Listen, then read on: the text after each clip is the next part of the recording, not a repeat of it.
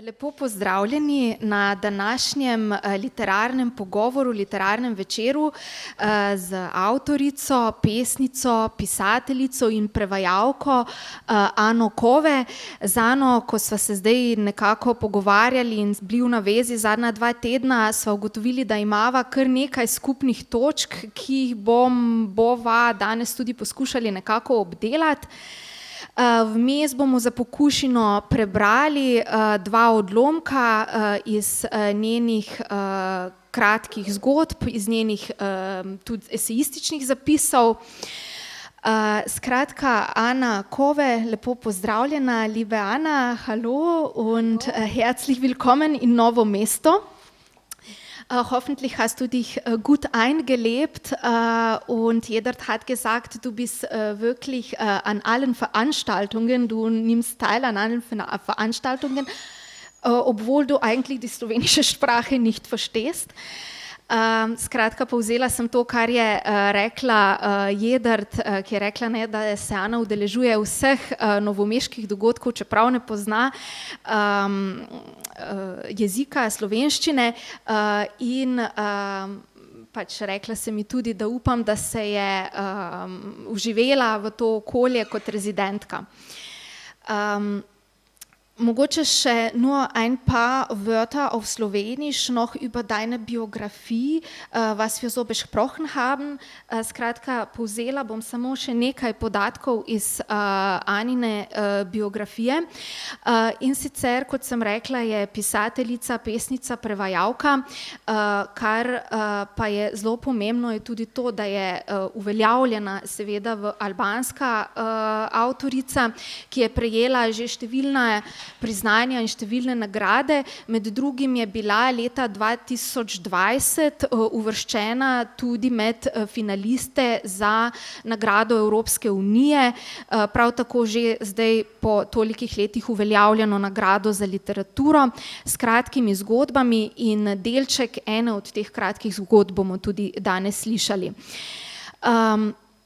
Drugače je študirala albanski jezik in književnost na univerzi v Tirani, po študiju pa je odšla v Nemčijo, kjer je študirala komunikacijsko vedo, medije, in tudi o tem nemškem študiju, o nemškem bivanju bova nekaj rekli tekom pogovora.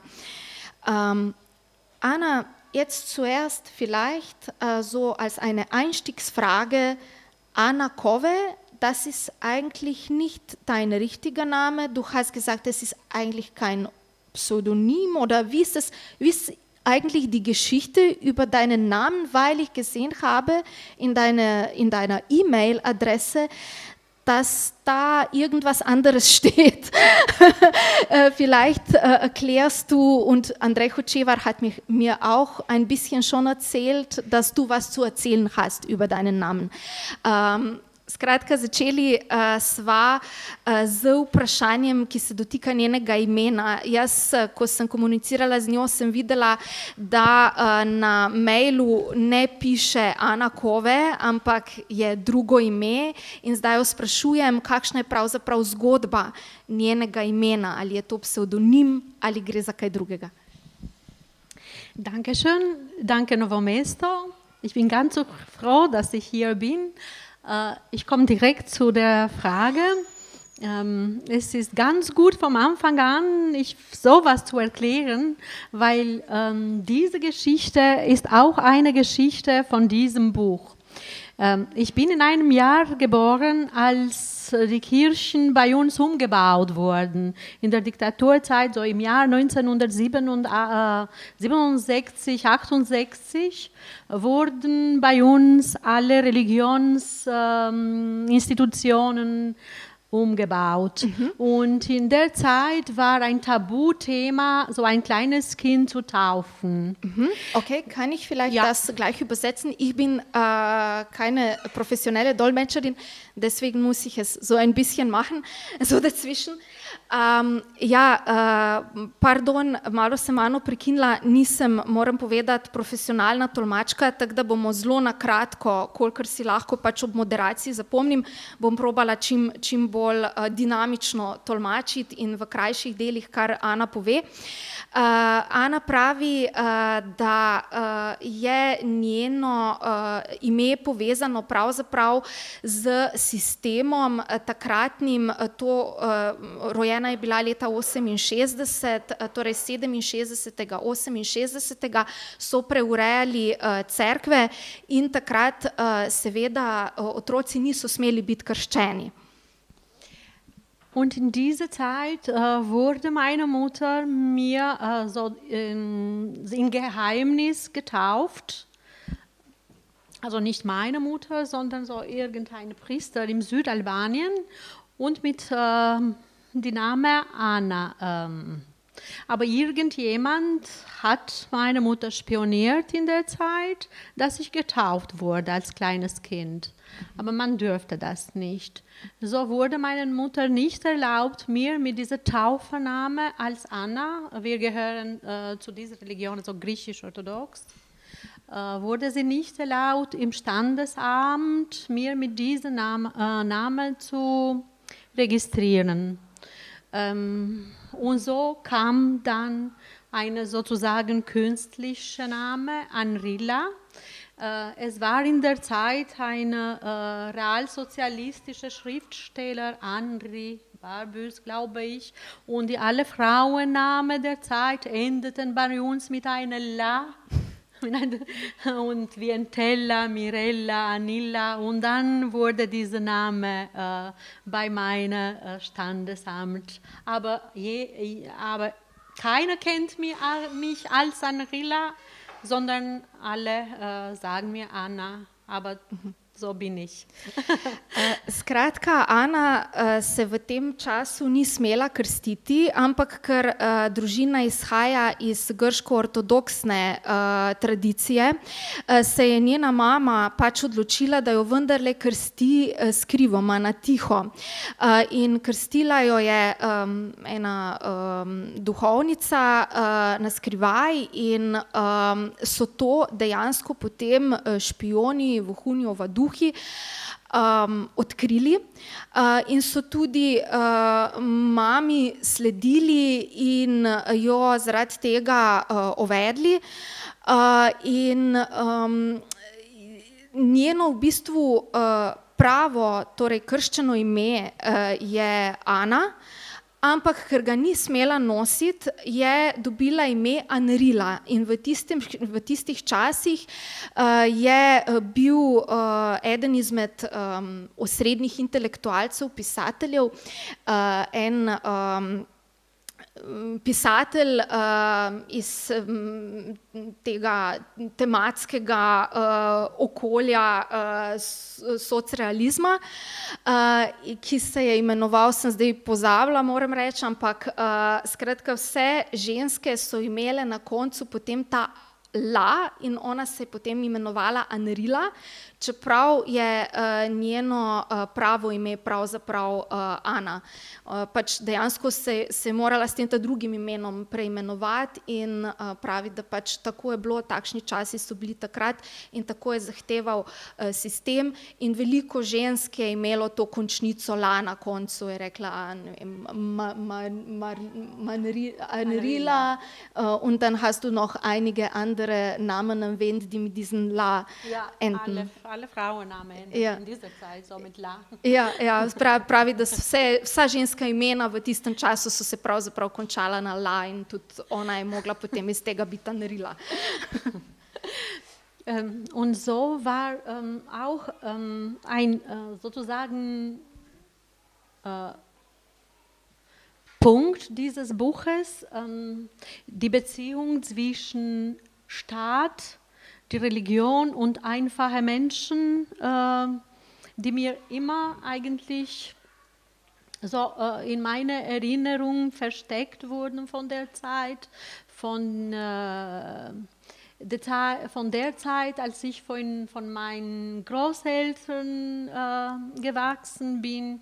Und das ist sozusagen mein beliebtes Thema in diesem Buch, die Beziehung zwischen damaliger Staat und Religion und das Leben einfacher Menschen. Pravi, da je pravzaprav tematska nit te njene knjige, ki jo drži v roki, to je hkrati ta knjiga kratkih zgodb, to je zdaj moj dodatek, ki je bila v finalnem izboru za Evropsko nagrado leta 2020.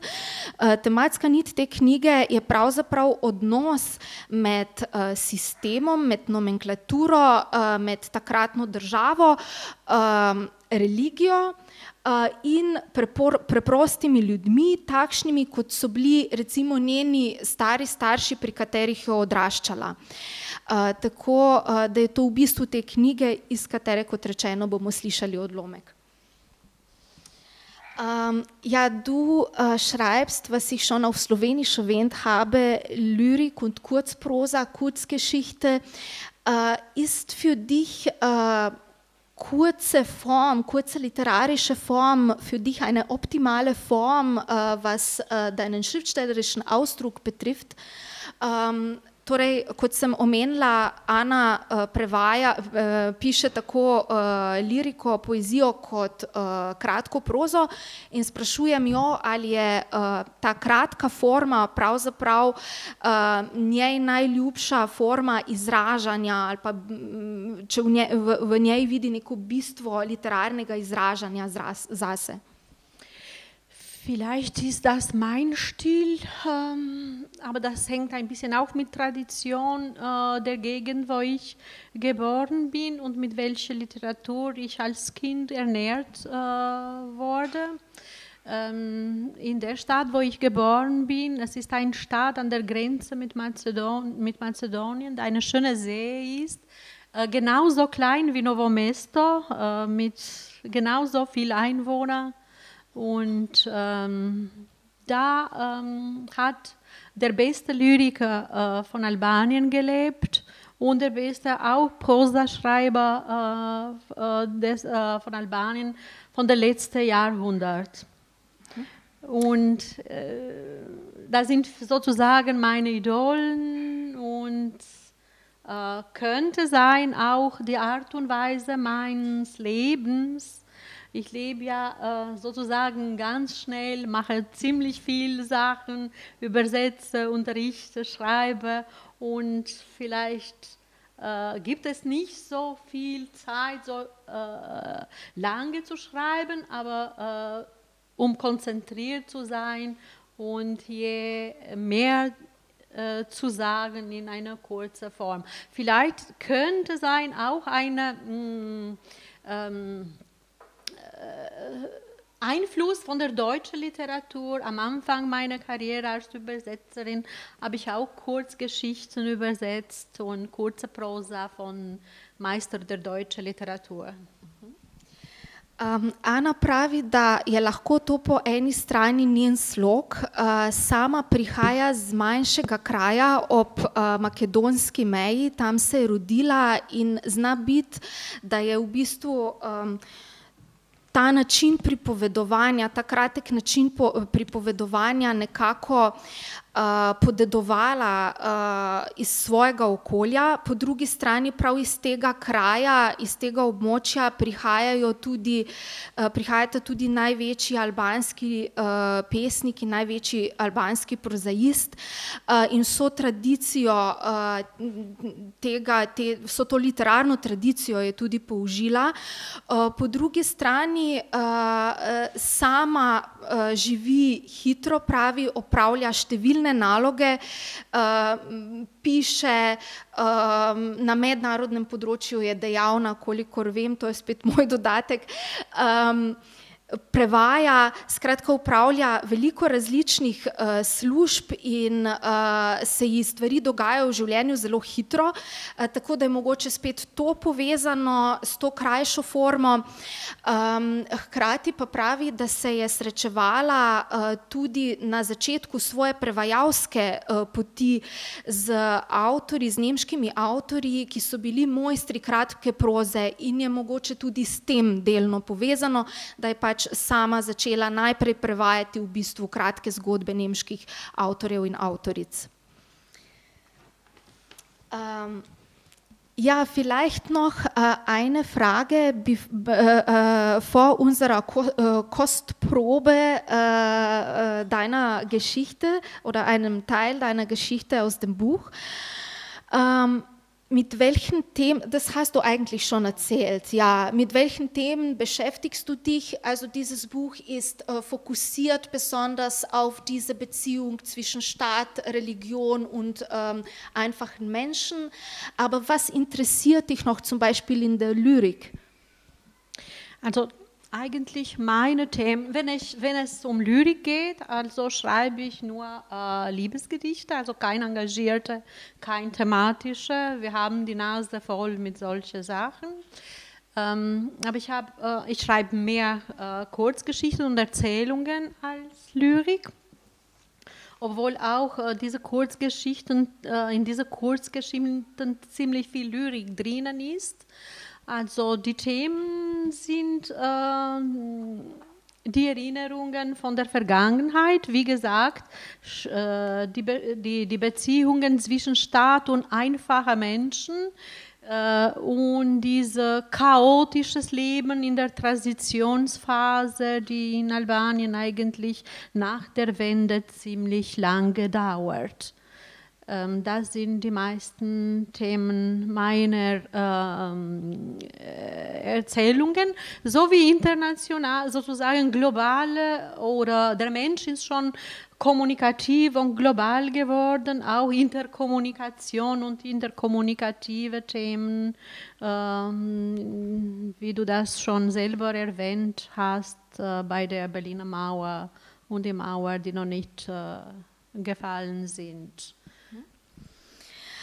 Ja, jaz sem jo še enkrat vprašala, čeprav sva že kar veliko od tega vmes v tem začetku pogovora omenjali, kakšne so v bistvu njene teme, ta glavne teme, s katerimi se ukvarja v svojih delih, mogoče tudi v liriki, pa pravi, da se v liriki pravzaprav izključno ukvarja piše ljubezensko liriko, medtem ko so res te osrednje teme njenih kratkih zgodb, predvsem ta odnos, ki sva ga že omenjali, med državo, religijo in preprostimi ljudmi.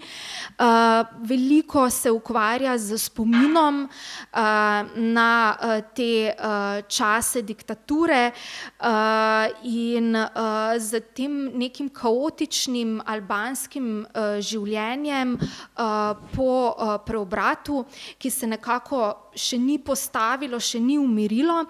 Hkrati pa se seveda pojavljajo v njenih zgodbah tudi širši tematski loki, tematski krogi, mednarodni odnosi, internacionalnost, globalne zgodbe, kot bo ta druga zgodba, ki govori o Nemčiji in o Berlinskem zidu, ki jo boste tudi slišali, oziroma delček nje. Ja, Anna, ich schlage dann vor, dass ich Jedert hier den Platz lasse und dass sie die erste Geschichte Angst vor Angst, Strach pred strahom liest. Jedert.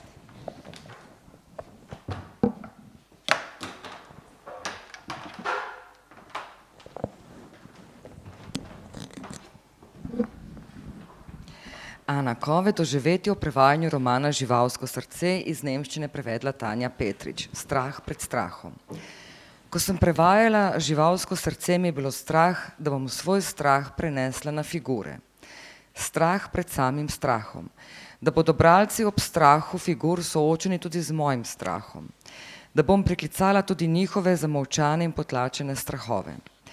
Razlog za strahi tiče v samem aktu prevajanja, kot se pogosto zgodi pri prevodih, ne v stiku s tujimi situacijami in nepoznanimi pripetljaji. Ne. To je bil strah pred soočenjem s tako zelo znanimi pripetljaji in njihovimi velikimi grozodejstvi, ki sem jih zakopala v globok molk. Ne le jaz, temveč celotna družba. Strah me je bilo, da bom strahovom figur dodala še svoje nepremagane strahove, ki bodo njihove presegali. Mi tukaj v Albaniji nismo ne umorili diktatorja Hodže, kot se je to zgodilo v Romuniji, ne njegove grozljive žene, ki je stara več kot 90 let pred nekaj meseci umrla, niti ne njunih zločinskih sodelavcev. Mi tukaj dosejo organov državne varnosti nismo dali na voljo za javnost, kot je to naredil urad za obdelavo dosejo organov državne varnosti v Romuniji ali kot se je to zgodilo v drugih vzhodnoevropskih bivših komunističnih deželah. Soočenje s krvavo zgodovino diktature se pri nas še ni začelo. Na preteklost nekdanjih diktatorjevih funkcionarjev se je pozabilo. Olepšali so svoje dosjeje in zameglili resnico. Nekateri od njih so se s ponarejenimi dokumenti izselili na zahod, kot da bi jim predtem sledili, ob tem pa so bili oni sami zasledovalci. Preteklost je tukaj v moji deželi razsežnost sedanjosti, predvsem z vplivom nekdanje državne varnosti na vzvode moči. Oni in kraljestvo ovaduštva, ki so opisani v romanu, so mi spet pognali strah v kosti. Veliko oviro so zame predstavljali odnose do ljudi okrog mene. Kamorkoli sem pogledala, sem nenadoma ozrla možne informante, sodelavce. Dogajalo se je v času otrok nekdanjih zaposlenih v organih državne varnosti. Po avtoričinem prepričanju so bili otroci avtomatično tudi sodelavci. Ker so jih starši pred spanjem poljubljali, so tudi oni zavohali kri. Strah me je bilo pred temi situacijami, ki so se mi zdele brezizhodne, zato sem se umaknila vase in v svojo rutino, tako da nisem niti molčala, niti govorila, temveč pisala. Postavila sem se pred ogledalo in nisem verjela svojim očem. Zazdelo se mi je, da vidim majhno dekletce izpred mnogih let. Hkrati sem bila lepa in prestrašena. Nasmehnila sem se ji, da bi jo opogumila. V roke sem vzela oglavnik in se začela samodejno česati lase, čeprav sem hotela le še v posteljo. Podoba moje babice se je spet pojavila za mano. Takoj, ko sem se postavila pred ogledalo, da bi se pogovarjala s sabo, sem pomislila na babico. Spomnila sem se, da je vsako noč pred spanjem nekaj šepetala. Babi, zakaj tako tiho govoriš? Ker je treba te besede tako izgovarjati. Nihče jih ne sme slišati. Ampak zakaj jih potem sploh govoriš, če jih nihče ne sliši? Govorim jih Sveti Mariji, samo ona me sliši. Kaj pa ji rečeš, zakaj tega ne poveš meni? Stopila je k meni. V roki je držala nekaj, kar je bilo zavito v mojo otroško odejico. Nato je to stvar položila na posteljo, kot bi bilo dete, s katerim je treba ravnati previdno. Z ukrivljenim žebljem je zastrla temne okenske zavese in zaprla tudi vrata sobe, v kateri sva spali. Dobro bi bilo, če bi lahko ta ljuba vrata človek od znotraj zaklenil s ključem, je rekla in me dvignila na pručko pred ogledalom. Razdrla mi kitki, ki mi jih je zjutraj spletla, in me obrnila proti ogledalu. Poglej, kako lepa si. Taka boš ostala zavedno. Taka z neoskrunjeno otroško dušo, če boš ljubila Sveto Marijo in vsak večer molila k njej, je rekla in tu in tam poškilila proti temnim zavesam. Bog naj se te usmili, je razločno dodala. Opazila sem, da večkrat uporablja besedo Bog in jo je ob tem strah. Kot da je še sama ne bi smela slišati, kaj šele kdo drug. Vrata je še enkrat zaprla, kot da bi se hotela prepričati, da se ne bodo odprla, če bi kdo od zunaj pritisnil nanje, in izpod oblek najbolj spodnjega predala svojega kovčka povlekla v časopis zavito stvar. Na porumenelem časopisnem papirju je bil vtisnen portret Envera Hodže, ki je pozdravljal z dvignjeno roko in ubočenimi prsti. Ojej, je vzkliknila preplašeno. Zakaj nisem opazila, v kaj sem jo zavila? Še to nam je manjkalo, da bomo na koncu vsi pogubljeni. Iz časopisa je zvila stekleno bučko, ki je bila na 3/4 napolnjena z vodo, nad njo pa je plavalo olje. Na sredini rumenega pokrovčka je iz nje štrlel sten, narejen iz raztrgane spodnje majice. Večji del bombažnega stenja je tičal v trebuhu steklenke. Iz žepa črnega krila je potegnila škatlico z žigalicami. Na svoja krila si je vedno zašila še notranje žepe. V njih je imela spravljen šop ključev, ki jih je povezovala varnostna sponka. Še danes ne vem, čemu so služili ti ključi. V naši hiši nismo ničesar zaklepali, ker so nas pogosto kontrolirali. Edina stvar, ki je bila zaklenjena s ključem, je bil babičin kovček. Z vžigalico je prižgala cunjo doma izdelanega stenja na olenki, kot je imenovala, in ugasnila sobno luč. Nihče naju ne sme videti, je rekla in se postavila pred ogledalo. Imela je tanke in mehke lase. Ko si razdrla kite, so bili valoviti, videti so bili gosti in so ji prekrili ramena. Kdo bi vedel, koliko let si jih ni že več strigla, le umivala in vsako jutro spletala v kite. Sivina njenih las v soju sveč je dajala povsem drugačen videz. Ko se spomnim na to nerazložljivo občutje, se moja duša še danes napolni z radostjo in strahom. Iz otroške odejice je izvila leseno ikono in jo prislonila k ogledalu. Pred njim je stala prižgana sveča. Sveta Marija zdaj sliši naše molitve. Zdaj boš prvič v svojem življenju molila, iz dna duše.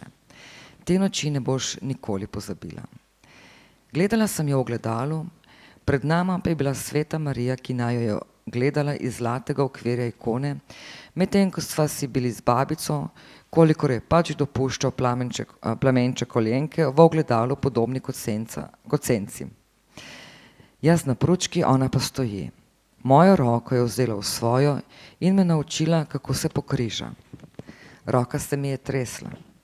Šepetala je molitev in jaz sem ponavljala za njo.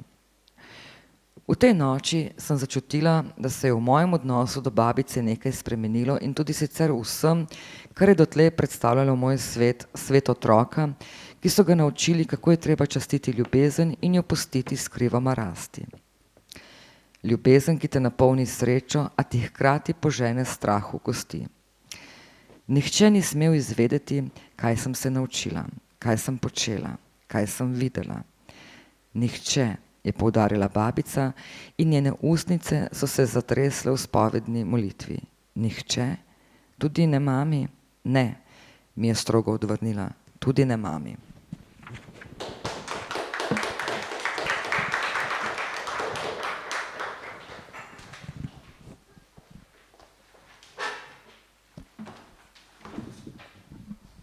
Lepa hvala za branje, Jedert.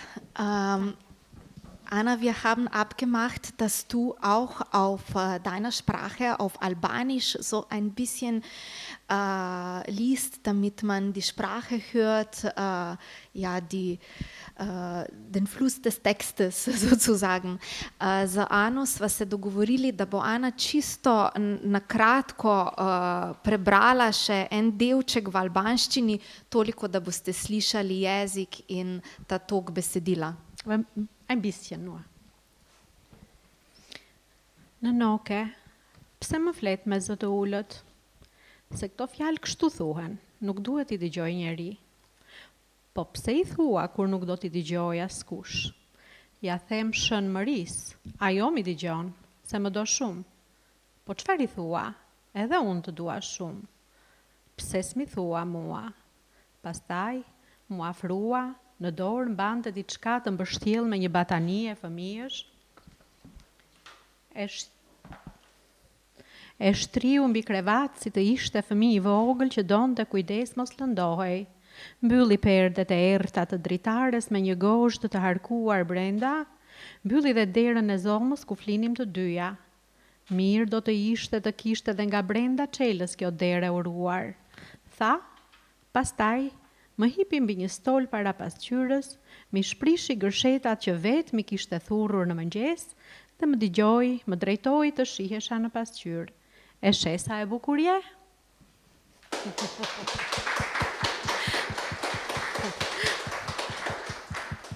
Hvala lijepa. Hvala, vielen Dank, Anna. Ja, wenn wir eigentlich fortsetzen, wo wir vor der Lesung geendet haben, und zwar, das war halt, wir sprachen über das System, über die Geschichte spricht auch von diesem System, von Hoxha, von der Kontrolle, die deine Familie erlebt hat, auf ihren eigenen Leib sozusagen. Wie hast du durch deine Familie und auch du selbst als Kind, wie hast du diese Periode erlebt, diese Angst, worüber du schreibst? Ja, vielleicht das, nur dass ich noch ganz schnell übersetze. Sprašujem jo, ker je, kot ste slišali, zgodba govorila o sistemu, o strahu tega sistema, o diktatorju Hodži in o nadzoru, kontroli, ki je bila podvržena njena družina. Sprašujem jo, kako je ona osebno kot otrok in preko svoje družine doživljala ta sistem in ta strah. Ich weiß, dass eigentlich das ganze Ostblock fast dieselbe Geschichte damals erlebt hat, aber was Albanien betrifft, war Albanien ein ziemlich ausgeschlossenes Land. Ich weiß es nicht, ob es irgendwo anderes das Religionsthema ein Tabu war und die Menschen, die in System sozusagen umgebracht worden, und immerhin habe ich gedacht, wie haben die Menschen früher gelebt? Ja, man sagte bei uns die Propaganda, dass es jetzt ein friedliches System ist, weil 3 Religionen in einer Harmonie leben, weil der Diktator also schon tabu das Thema gemacht hat. Aber bei uns haben immer gleich Religionen seit der Geschichte gelebt und da herrschte sowieso eine Harmonie. Aber das hat absichtlich Propaganda gemacht. Und in dieser Zeit, also in der Zeit meiner Kindheit, wurde das Leben voll mit diesen chinesischen Sachen erfüllt, mit dieser gebaut von neuen Mensch als Figur. Und jetzt, als ich genug erwachsen bin, kehre ich meinen Kopf zurück, um zu sehen, wie haben eigentlich unsere Eltern unter so großen Stress gelebt und was haben sie eigentlich in ihre Gefühle, was hatten sie in ihre Gefühle, wie haben sie überlebt. Mein großes Angst ist nicht der Angst von der Vergangenheit, wie ich auch in meinem Schreiben literarisch äußere, ist der Angst von diesen neuen Diktaturen und neuen Diktatoren heute, weil ich habe eine Parallele zwischen uns und die anderen Ostblockländer gemacht. Bei uns wurde kein sozusagen Gericht gemacht und kein öffentliches Gericht, sowohl in der Wirklichkeit als auch moralisch. Und da sind heute Nachfolger in Kraft. Und das ist der große Angst einer Schriftsteller eigentlich in den heutigen Tagen.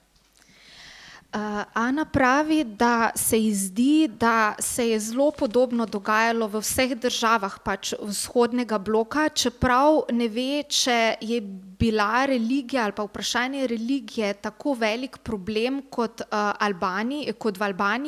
Albanija je bila dejansko zelo zaprta, zelo izolirana država. In takrat se je delala propaganda, da sobivajo 3 religije, čeprav ona ve iz izročila prednikov, da so te religije sobivale že prej in da je to dejansko napihovala propaganda.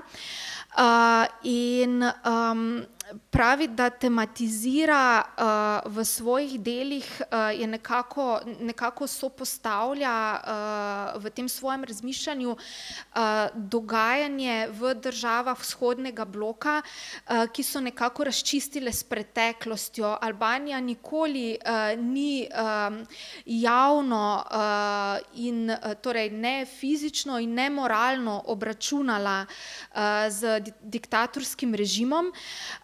In kar se pravzaprav boji zdaj, je prav ta nova diktatura. Njo je strah kot pisateljico pred temi novimi diktatorji in novimi diktaturami. Ich denke, ich habe zusammengefasst, circa, was du gesagt hast. Ja, vielleicht noch die Frage, wie lebst du? Ja, vielleicht das habe ich vergessen. Ana je še rekla, ne, da je v tistem času, ko je bila otrok, je bilo zelo veliko povezano z neko kitajsko kulturo, s kitajskimi zadevami, ne, vse se vrtelo okrog Kitajske. Spet moj dodatek, pač takrat se je Albanija z Hodžo pač približala Kitajski, ne, in njihovemu socialističnemu sistemu takrat in se nekako od drugih držav vzhodnega bloka izolirala. Po drugi strani pa je poleg te kitajske miselnosti, kitajske, ki so promovirali, se je promoviralo tudi oblikovanje novega človeka. Das habe ich noch vergessen. Ja, was ich nicht... So lange rede ich. Ja, ich bin vielleicht noch dann länger, ja, weil ich nachdenken muss, was du gesagt hast. Ja, pravi, da tako dolgo govorim, sem rekla, da mogoče jaz še dlje, ker si pomagam z kretnjami.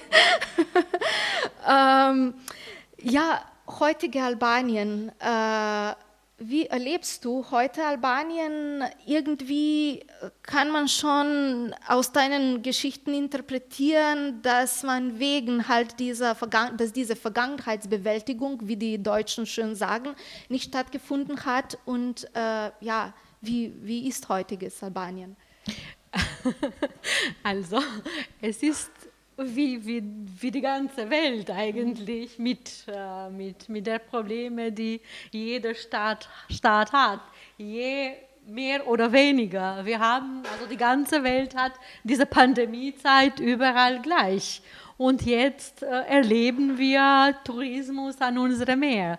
Es ist nicht so schwarz, wie ein Schriftsteller sieht. Ein Schriftsteller sieht schwärzer oder so grauer als die anderen Leute. Sonst, was schreibt man dann? Man kann nicht für schöne Frauen da im blauen Meer schwimmen schreiben. Ja, Ana pravi, da je pač Albanija takšna kot marsikakšno drugo mesto, država, evropska država ali kakšna druga država, pač vsi smo bili v tej COVID situaciji, korona situaciji, zaprti, zdaj se je odprla za turizem, zdaj je veliko turistov na morju. Je rekla, da se ji zdi, da mogoče ljudje niso tako črnogledi ali pa ne vidijo situacije tako črno ali sivo, kot jo ponavadi dojemajo pisatelji, ampak po drugi strani pa je rekla, da pač ne more, ne vem, pisati svojih del o lepih ženskah, ki plavajo v morju, da to ni pač njena tema, ne. Ja, jetzt vielleicht aus deiner Albanien, Vergangenheit, Gegenwart noch zu Deutschland. Warum wir jetzt überhaupt auf Deutsch reden? Weil du Deutsch gelernt hast und du hast auch nach dem Studium in Tirana, hast du auch in Deutschland studiert. Wie kamst du dazu? Wie kamst du zu der deutschen Sprache, zu der deutschen Kultur? Ja, du hast schon am Anfang erwähnt, dass ich Literatur- und Sprachwissenschaft studiert habe, aber es war diese Literatur in der Zeit war nur sozialrealistische Literatur. Also nach der Wende war alles Müll. Also dazu profitierte man nichts. Und dann kam der große Not. Was weiß ich eigentlich mit einem Diploma? Ich weiß nichts. Und in der Zeit gab es in Tirana einen Deutschlehrer aus DDR. Also immerhin gab es solche Menschen, die diese seltene oder kapitalistische Sprache lernten. Und da habe ich angefangen, Deutsch zu lernen. Und nach dem Studium gab es eine große Not dann, nach der Wende. Ich habe 1990 mein Studium beendet, direkt diese westliche Sprache zu lernen. Also die Leute waren satt mit Russisch. Und die russische Sprache, ist eine sehr große, gute Literatursprache, aber damals hatten wir die Nase voll und man brauchte auch Deutschlehrer. Und deswegen waren wir die erste Kontingent sozusagen, die Deutsch gelernt haben mit Goethe-Institut-Projekten. Und Deutsch als Fremdsprache erstmal studiert, direkt nach der Wende. Und so habe ich die Schüler bei dieser Sprache dann beigebracht. Ana pravi, da je seveda, kot sem že omenjala v uvodu, študirala albanski jezik in literaturo v Tirani, ampak seveda v času njenega študija je bil to še študij literature, pač je bil usmerjen v socrealizem in samo te avtorje so obravnavali in potem po propadu seveda ti avtorji niso imeli več nobene veljave in se je zdelo, da pač pravzaprav je dobila diplomo in po diplomi ni znala, ni vedela nič več oziroma pač nič preprosto, ampak so imeli pa takrat tudi enega profesorja iz vzhodne Nemčije, ki jih je učil nemško in po preobratu se je v bistvu nemščina na nek način odprla tudi preko Goethe-instituta in preko raznih projektov, tako da se je ona začela pač učiti nemški jezik in ga tudi potem kasneje poučevati. In v vsakem primeru pa so imeli, takrat se je dalo recimo od jezikov študirati tudi rusko v časih pred preobratom in po preobratu so imeli vsi poln kufer, mislim, dovolj jim je bilo te ruščine in so začeli iskati neke druge možnosti jezikovnega izobraževanja in ona se je pač potem podala v nemščino. Aber wie kamst du eigentlich zum Studium nach Deutschland? Du hast vorher also Deutsch gelernt und dann auch gelehrt, aber dann irgendwann... Habe ich Magisterstudium in Deutschland gemacht. Ja, das war eigentlich mein Wunsch, immer mehr von dieser Sprache und von dieser Kultur zu lernen. Da war auch sozusagen meine schriftstellerische Begabung da. Und dann bin ich in der Übersetzerbereich eingestiegen und seit ziemlich vielen Jahren übersetze ich in meiner Sprache auch ziemlich gut bekannte deutsche Autoren von diesem deutschsprachigen Raum, Österreich, Schweiz und Deutschland. Und jetzt bin ich froh, dass ich endlich meinen Beruf gefunden habe. Aus der schriftstellerischen Arbeit. To jo je preprosto zanimalo, zato je pač šla študirati v Nemčijo, tam je začela tudi prevajati in od takrat prevajanje povezana s tem prostorom, prevaja zelo znane uveljavljene avtorje z tega nemškega govornega prostora, z Avstrije, Nemčije in Švice in to je zanjo pomeni najpomembnejše delo poleg seveda njenega pisateljskega dela. Vielleicht ist es jetzt Zeit, dass wir noch die zweite Geschichte hören, so einen kurzen Ausschnitt, die gerade über diese periode und über diesen Lehrer spricht. Torej, zdaj je pa še čas za drugo zgodbo, za drugi odlomek.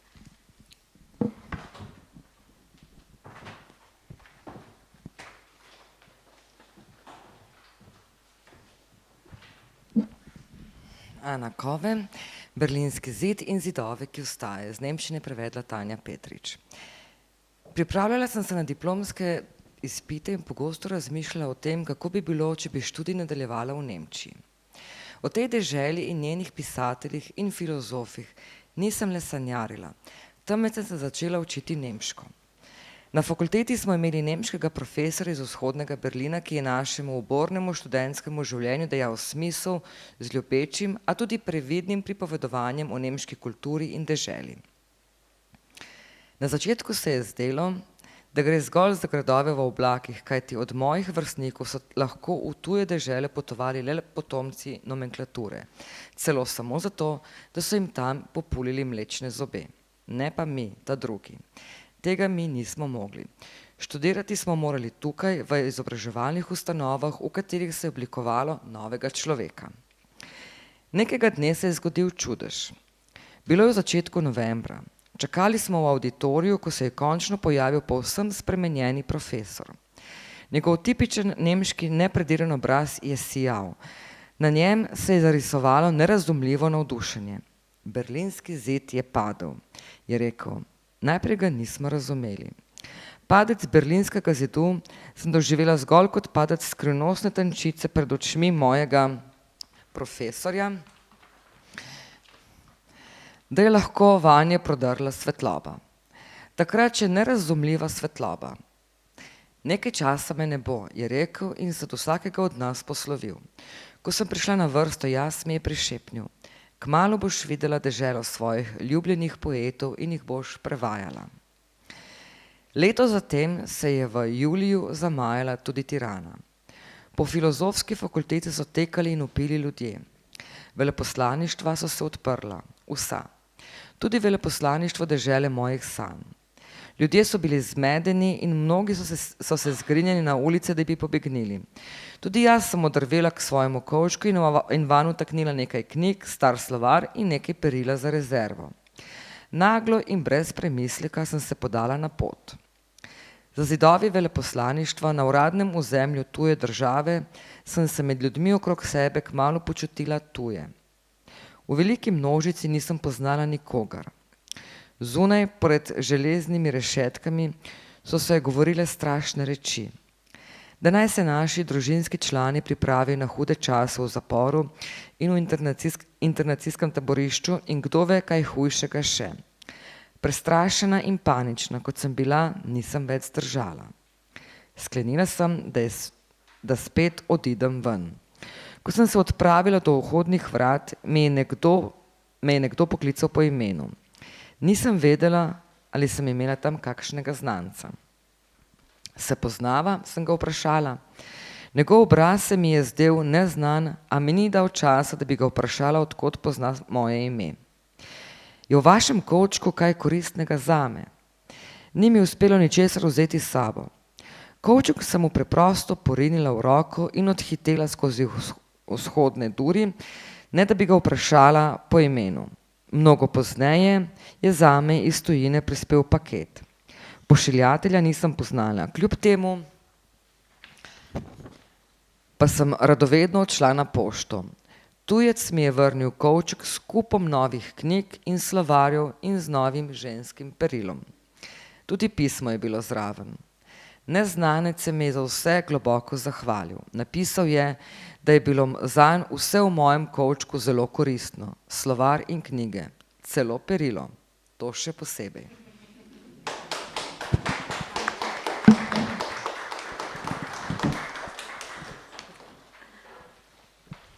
Hvala lepa.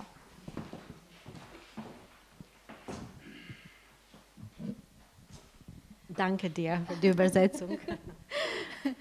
Danke dir für die tollen Geschichten, die du geschrieben hast, die zwar tragisch sind auf der anderen Seite, aber sehr, sehr gut geschrieben. Hast du auch von dieser Geschichte einen Teil auf Albanisch? Nein. Okay, okay. Ja, wir haben schon ein bisschen über das Übersetzen gesprochen, das mit Deutschland natürlich verbunden ist. Aber wie im Rahmen deiner Arbeit, wie viel Platz nimmt die Übersetzung ein und gibt es vielleicht Interferenzen zwischen deiner schriftstellerischen Arbeit und übersetzerischen Arbeit? Übersetzungen, die du machst, haben irgendwie einen Einfluss auf dein Schreiben? Ja, natürlich. Pardon. Vprašala sem jo po njenem prevajalskem delu, povedala je že prej, da je zelo pomembno za njo poleg pisateljskega dela tudi prevajanje. Zdaj jo pa sprašujem, kolikšen delež pravzaprav zavzema znotraj njenega dela prevajanje, prevajalsko delo in če obstajajo v bistvu interference, neka prepletanja med njenim pisateljskim in prevajalskim delom in če to, kar prevaja, vpliva neposredno na njeno pisateljsko delo. Vielleicht haben Sie keinen großen Eindruck. Hätten Sie größeren Eindruck gehabt, würde ich genauso bekannt wie Sie vielleicht. Pravi, da se ji ne zdi, da bi imeli prevodi oziroma pač izvirna dela, ki jih prevaja, prav velik vpliv, kajti če bi imeli tako velik vpliv, bi bila ona bolj znana kot je. Aber die Arbeit macht mir ziemlich Spaß und ich freue mich sehr, dass ich diese ganz große und gute deutschsprachige Autoren zu meiner Sprache beibringen kann. Und das ist sozusagen eine Sphäre, wie fähig ist meine Sprache, diese große Literatur zu übertragen, zu vermitteln und wie fähig bin ich selber, diese Autorensprache zu meiner Sprache zu vermitteln. Und in der Sinne fühle ich auch meine schöpferische Arbeit durch Übersetzung. Auch wenn ich nicht selber schreibe, dann bin ich fühle ich mich ganz gut und so. Kar se ji pri prevajanju zdi posebej pomembno, je predvsem to, kako lahko v bistvu v albanščini, v svojem jeziku poda besede, literarni jezik teh velikih nemško govorečih avtorjev z nemškega govornega področja in koliko je sama sposobna pravzaprav prenesti te avtorje v svojo kulturo, v svoj jezik.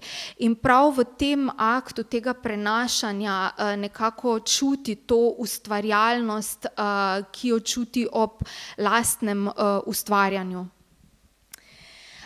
Du warst auch sehr viel an verschiedenen Projekten, internationalen Projekten beteiligt, die Schriftsteller und Übersetzer betreffen. Du warst auf mehreren an mehreren Residenzaufenthalten hast du teilgenommen.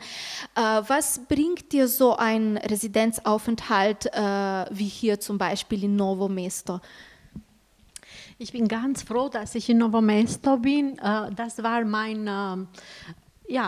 hast schon gesagt, ich war ziemlich unterwegs, aber mehr als Übersetzerin, weniger als Autorin.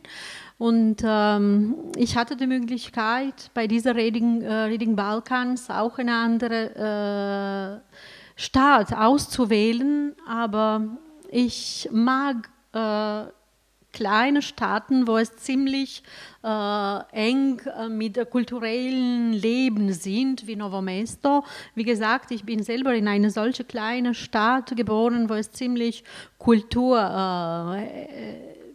schon gibt.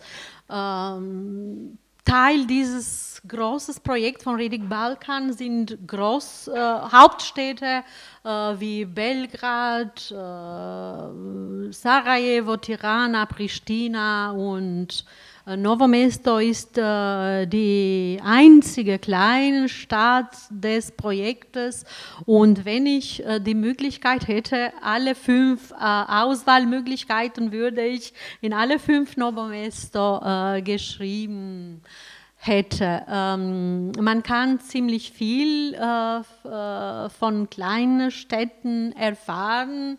Als Autorin, also die Lehre einer großen Stadt stört irgendwie, wenn man für eine kurze Zeit ist. Und so kann man auch intensiv Recherche machen, so als Autor. Du hast schon erwähnt, dass ich in fast alle Veranstaltungen, schöne Veranstaltungen von Goga teilgenommen habe und ich habe miterlebt eigentlich und das ist irgendwo in meine Gedanken sind sie und werden für längere Zeit sein. Pravi, da je večinoma potovala po rezidencah kot prevajalka in da si je zelo v okviru projekta Reading Balkans, v okviru katerega je tukaj v novomeški rezidenci zelo ciljno izbrala Novo mesto. Po eni strani zato, ker je navajena takih mest v bistvu že iz otroštva, kot je že omenila, prihaja iz majhnega mesteca ob makedonski meji, tako da je to pač blizu. Poleg tega pa se ji v manjših mestih zdi, da nekako mesto bolj živi s kulturo, je bolj povezano s kulturo, manjše je, pregledno je. V okviru mreže Reading Balkans je namreč možno izbirati med samimi velikimi velemesti, recimo Beogradom, Tirano, Prištino, Sarajevom, in pravi, da če bi imela na voljo 5 mest, bi na vsako od teh 5 mest najprej napisala Novo mesto, ker je prav ciljno gledala, da je nekako povezana, da bi šla v neko manjše mesto, ker včasih tudi temu ustvarjalnemu procesu škodi hrup nekega velemesta. In kot sva že večkrat danes omenili, pravi tudi, da je res bila na vsaki prireditvi tukaj in da ji bo to nekako odzvanjalo in ostalo v spominu, v enem takem prijetnem spominu seveda. Und noch als ein Kuriosium, ganz kurz, wir haben in Albanien 2 große Dialekte, früher ziemlich große Diskrepanz gehabt, Süden und Norden, also Tosk und Geg, und in Novo Mesto ist ein Albanologe geboren, Rajko Nachtigall, der ziemlich viel eigentlich für einheitliche Schriftsprache in Albanien gemacht hat. In der Zeit damals am Anfang 20. Jahrhundert, also im Jahr 1917, glaube ich. Das ist eine ziemlich große Persönlichkeit auch für Albanien und der zwar in Novo Mesto geboren ist. In še ena posebnost, en kuriozum, namreč v Albaniji obstajata 2 velika dialekta na severu in na jugu Albanije in v Novem mestu se je rodil albanolog, se tako reče mogoče, skratka jezikoslovec, ki se je ukvarjal z albanščino po imenu Rajko Nachtigall. Bil je zelo velika osebnost na področju jezikoslovja in zelo veliko je naredil za albanski knjižni jezik. Živel je pa na začetku 20. stoletja, leta 1917, in je bil skratka zelo znana osebnost svojega časa. Vielleicht noch so eine abschließende Frage. Ich denke, wir reden jetzt so circa eine Stunde oder schon mehr. Ja. Ich wollte dich noch fragen, was du hier gemacht hast. Welche Projekte machst du jetzt in dieser Wohnung da oben? Das ist eine sehr schöne Wohnung, die ziemlich viel anbietet. Und deswegen mache ich auch ziemlich viele Sachen nacheinander. Übersetze ich einen sehr guten deutschen Autor, Wolfgang Hilbig, aber schreibe ich für mein letztes Lyrikband lektoriere die Gedichte dieses letzten Bandes. Und das werde ich bis am Ende des Monats schaffen, glaube ich, hier in Novo Mesto. Pravi, da živi v tem čudovitem stanovanju, ki marsikaj in veliko ponuja, in dela tudi več stvari. Po eni strani najprej se ukvarja s prevodom, prevaja zelo znanega nemškega avtorja Wolfganga Hilbiga, hkrati pa končuje tudi svojo novo pesniško zbirko in se ji zdi, da bo ravno v okviru te rezidence to delo okrog pesniške zbirke zaključila. Hvala lepa.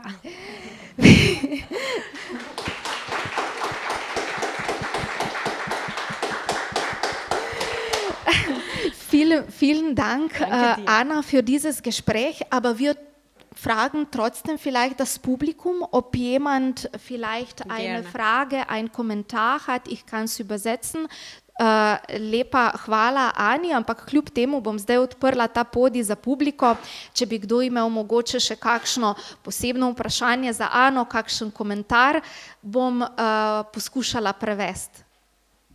Kaj se pa trenutno v Albaniji, kar se literature tiče, kaj se zdaj pač bestsellerji, kaj se bere, mislim recimo se pravim tako z Balkanom, nekako približno imamo stik, ampak kaj pa recimo, kaj je tam tisto, kar je hit? Misliš od albanskih avtorjev? Ali pa nasploh, pač, se pravi, ali je recimo tudi razmerje med prevodnimi ali pa domačimi avtorji, kaj prevladuje? Vesna fragt, was wird jetzt in Albanien gelesen, also von den zeitgenössischen Autoren, auch nicht, also albanischen Autoren, aber auch von den Übersetzungen zum Beispiel? Also ziemlich viel beliebt, englische Literatur, italienische auch, weil wegen der Beziehungen, also Claudio Magris von Italien ist ein sehr bekannter Autor, den man in Albanien liest, Enrico Baricco, und von der französischen Literatur auch Houellebecq oder Mondiano. Wir als Übersetzung der deutschen Literatur kommen so an der 3. oder 4. Stelle, kann sein, aber mit diesen Projekten von Traduki und Reading Balkans, dann ist es auch Literatur von anderen Nachbarländern, die wir eigentlich früher nicht so gut kannten. Ich habe letztlich zum Beispiel einen serbischen Autor, ganz guter serbischer Autor gelesen, Dragan Velikić, der mir ganz gut gefallen hat. Er ist auch ins Albanische übersetzt. Und eigentlich ziemlich gute Reaktion über seine Literatur bei uns. So, ja, ich werde auch einige slowenische Autoren vorlesen. Das habe ich leider in der deutschen Sprache. Marian Tomisic, Maja Novak und Veronika Simoniti, das wird in Albanien von Anna gelesen. Jetzt hast du alle meine Geschenke aufgezählt. Ja, pravi, da se veliko, seveda največ prevaja iz angleščine, pa tudi iz italijanščine zaradi vezi z Italijo. Recimo Claudio Magris je en tak avtor, pa Bariko, ki sta zelo znana. Potem se prevaja tudi precej dobro francoska literatura, Houellebecq pa Modiano recimo. Nemški prevodi pa pridejo, prevodi nemške literature pa pridejo bolj na repu, te prevajalske linije, ampak s Tradukijem se zdaj tudi vedno več prevaja literaturo sosednjih držav, ki v Albaniji sploh ni bila poznana, in pravi, da je odkrila recimo Dragana Velikića, ki je zdaj tudi dosegljiv v albanskem prevodu in se ji zdi odličen avtor. Pokazala pa je tudi vrečko, ki sem jo podtaknila, moram reči, pred najnim pogovorom, v kateri sem ji v nemščini, kolikor sem uspela nabrati, dala slovenske avtorje, ki so bili objavljeni v zbirki Litera Slovenica Društva pisateljev, to je bil zdaj EPP in lahko me zrežete. Lahko. Predsednik vlade je Edi Rama, on je bil nekoč župan Tirane in človek je bil poleg tega, da je bil košarkaški slikar in je bil, kar se mene tiče, znam po tem, da je hiša v Tirani zelo pisano po barvo in je to zelo rad kazal tujim gostom. Kako je to dobro ali pa slabo za pozicijo umetnika in umetnosti v Albaniji, da imajo predsednika vlade, ki je slikar? Der Premier war auch Maler und wie ist das, ich werde jetzt ein bisschen kürzer die Frage machen, wie ist das jetzt für die, ja, für die ganze Kunst, das gut oder schlecht oder wie ist das? Ja, das ist die schwerste Frage für heute. Er war schon Maler, aber jetzt malt er nur seine Wände, wenn er zu viel zu denken hat. Also in seine erste, sozusagen, sein erstes Mandat war es ganz gut auch für Kultur, aber jetzt ist es gut für Bauarbeit und Bausystem und Baumafia und nicht so viel für die Literatur und Kultur, weil das bringt vielleicht mehr Geld für ihn in seinem dritten Mal als Premier. Und er ist meiner Meinung nach so ein bisschen konsumiert. Und das ist zu viel. Ja, pravi, da zdaj barva samo še svoje stene. Namreč, ja, pravi, da je v prvem mandatu je bil za kulturo dejansko pač dober, se je potegoval, ampak potem je očitno ugotovil, da mu to ne prinaša prav veliko denarja, tako da se zdaj bolj briga za razne gradbene projekte, pa sodeluje z gradbeniško mafijo in si na nek način kupuje pač tretji mandat, oziroma je nekako bolj v to usmerjen in nima več nobene povezave praktično za kulturo.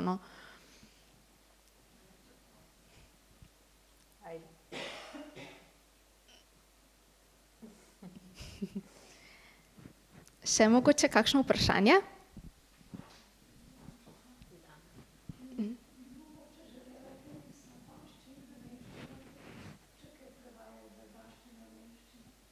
Aha.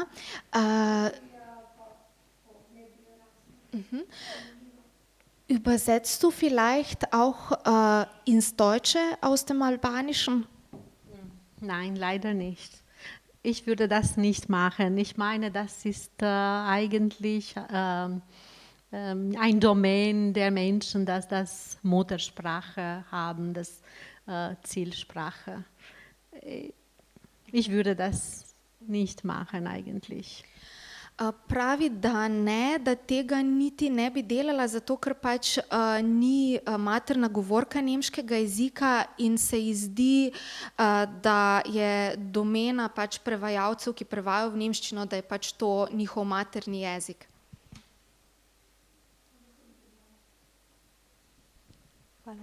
Ja. Dann noch einmal, liebe Anna, vielen Dank. Schön, dass du da warst, dass du da bist bis Ende Juli, bis nächste Woche. Und hoffentlich bis bald und auf Übersetzungen ins Slowenische. Ne? Ja, danke dir. Danke. Hvala lepa, Novo mesto und Goga. Torej, na številne slovenske prevode, ne?